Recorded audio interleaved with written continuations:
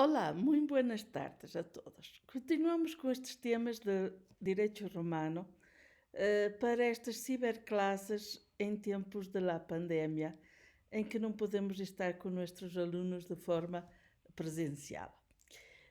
Hoy quero trabalhar com vocês uma pequena introdução a la unidad temática personas, ou seja, a los estatutos personales em direito romano. Temos que começar por dizer que existe em direito romano uma fundamental distinção entre os homens, entre as pessoas, ou seja, entre aqueles que são livres e aqueles que não são livres.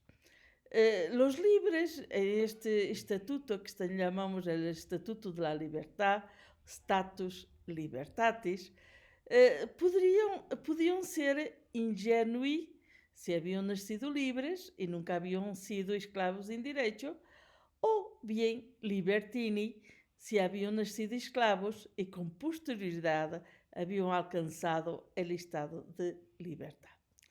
La libertad era entonces definida como la facultad natural de hacer aquello que se quería, inmune a ser impedido por la fuerza o por el derecho. Nasciam libres e assim pois eram, como já lo dijimos al início desta charla, ingenui, los nacidos de madre libre, bien que fosse esta a su bien que fosse esta a su vez libre ou bien que fosse liberta. En el derecho clásico, los concebidos en matrimonio legítimo nacieron libres, aunque la madre en el momento del parto hubiera caído en la esclavitud. Con posterioridad, para favorecer la libertad, esto es lo que llamamos el principio del favor libertatis en derecho romano, se acoge el principio de que existisse ou não matrimonio, el nacido fuera libre, se la madre hubiera sido libre en cualquier momento desde la concepción hasta el parto, el alumbramiento. El ingenuo que hubiese caído en la esclavitud y después se hubiera libertado de ella, volvía a ser considerado como tal. Esta condición de ingenui llegaron a ser admitidos los libertos a los que el emperador les hubiese concedido el aureorum annulorum, esto es, llevar el anillo de oro de los caballeros y aquellos a los cuales le hubiera sido atribuida la restitución. A su vez, en las novelas del derecho justiniano, viene por fin acordado el conceder a todos los libertos la posibilidad de alcanzar la ingenuidad. El no libre, por otro lado, o sea, en su puesto, es el esclavo en derecho. La esclavitud en derecho romano tenía su principal fundamento, en primer término, en la cautividad de guerra que hacía esclavos a los captivi. Era um elemento da lei natural, definia como contra natura, porque se reconhecia que por direito natural todos os homens eram livres e iguais.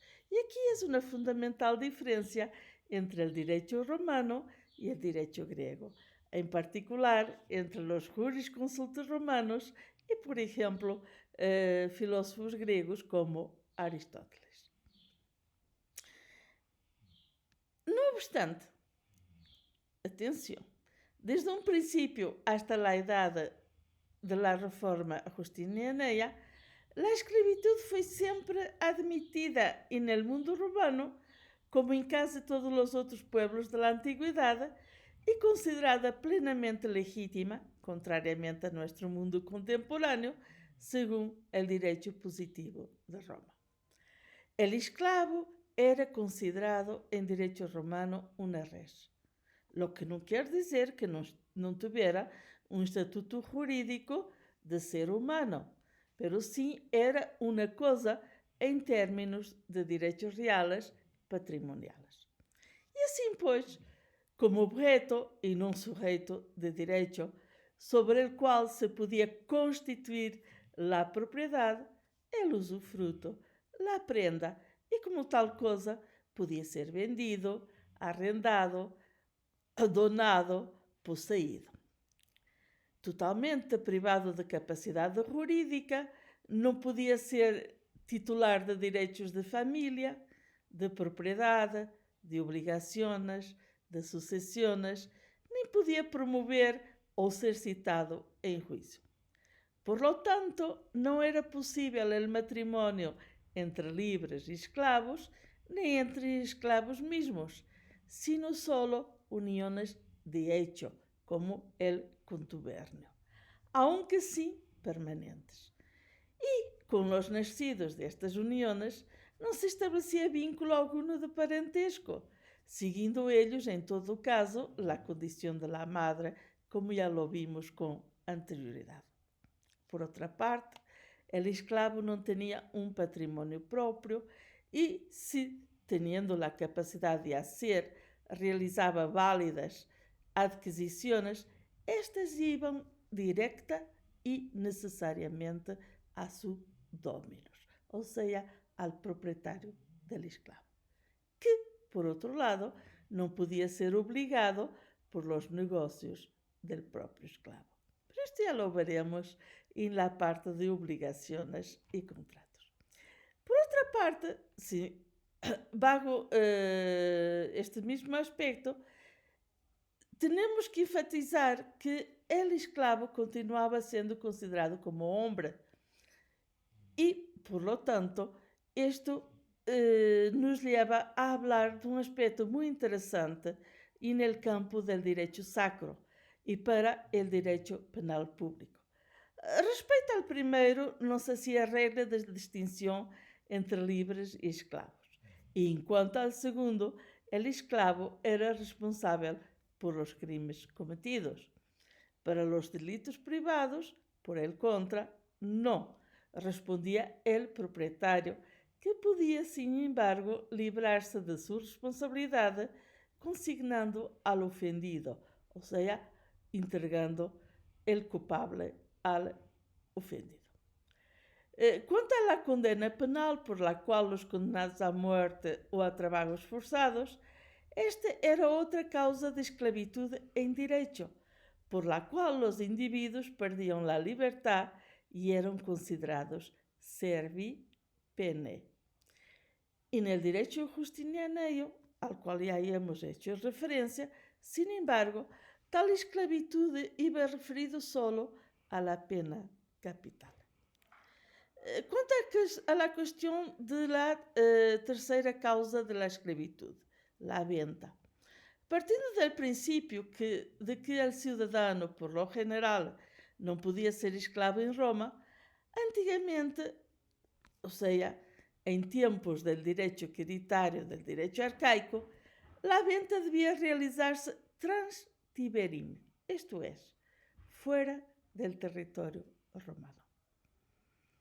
Podiam ser vendidos como esclavos, em esse momento, em esses tempos arcaicos, los fili familias, por el pater familias, ou bem los ladrones cogidos em flagrante delito, los deudores insolventes, los desertores e aqueles que não se inscreviam en el censo, los incensi. Por todos estes motivos, todas estas causas de caída em esclavitud deixaram de ser consideradas em la Idade Clássica. Por outra parte, llegavam a ser escravos de la adquirente, por exemplo, a el hombre libre mayor de 20 años que a sabiendas se hubiese hecho vender por un supuesto propietario para participar del precio de esta venta por otra parte nula. B, del antiguo señor, el esclavo libertado que se hubiese mostrado ingrato hacia él. Y C, del señor, del esclavo ajeno, la mujer libre que con el esclavo mismo mantuviese relaciones no obstante la prohibición del dominio. Este último caso, de hecho decretado por el Senado Consulto Claudiano, foi abolido por Justiniano. El esclavo, ya vimos que la esclavitud en derecho romano no es de derecho natural, podía alcanzar la libertad a través de un procedimiento jurídico a que llamamos la manumicio. Esto es, por un acto de voluntad del patrón o por una causa reconocida por la ley.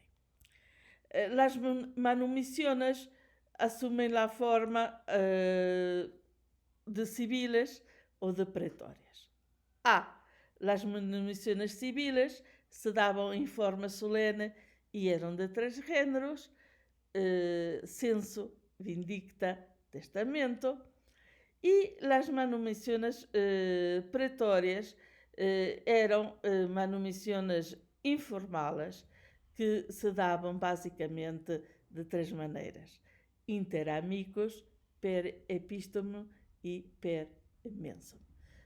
Termino aqui esta pequena cápsula sobre la libertad y la esclavitud en derecho romano y continuaremos en un segundo vídeo con otros elementos para estes temas. Hasta breve.